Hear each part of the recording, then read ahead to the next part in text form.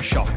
Make no mistake, this will drive people into poverty. Energy Australia is lifting its prices by an average of almost 18%. Electricity prices are rising. The energy regulator revealing prices will increase between 20 and 22%. Energy prices due to go up as high as 25%. Price increases of between 20.8% and 23.9%. Electricity prices are set to rise by 25.5% in Victoria come August.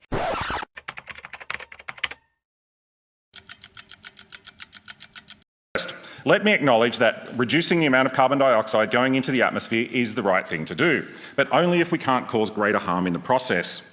Our children and our children's children will not appreciate being poor or living in the dark because their parents and their parents' parents did not understand the importance of dispatchable power.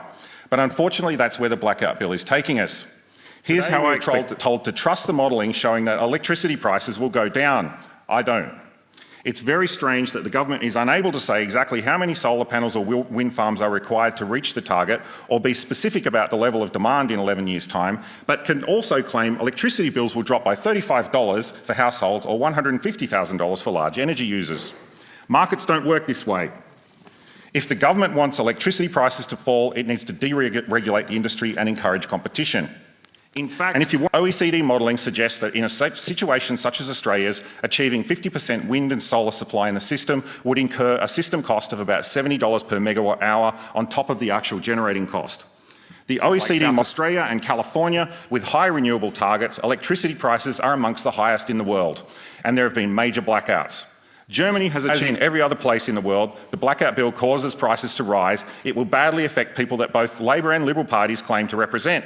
It means pensioners will struggle to pay for heating and businesses will become less competitive. It will be a tax on everything in the state.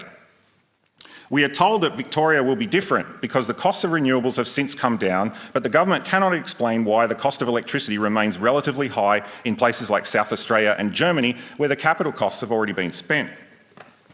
If the government cannot, educated consumers will demand decarbonised electricity, and if we allowed it, the market would do so at the best available price. The Liberal Democrats are optimistic about the future and the ability of technology to overcome problems. In fact, we believe technology can overcome problems right now, and we can hasten this by removing barriers to onshore gas exploration, waste to energy, hydroelectricity and nuclear power. What should the people do now that the government have let the lights go out? It's simple, they should head towards the light and the Liberal Democrats. Thank you. Being a Libertarian is sometimes described as like being the only sober person in the car and no one will let you drive. The government is driving us into the dark.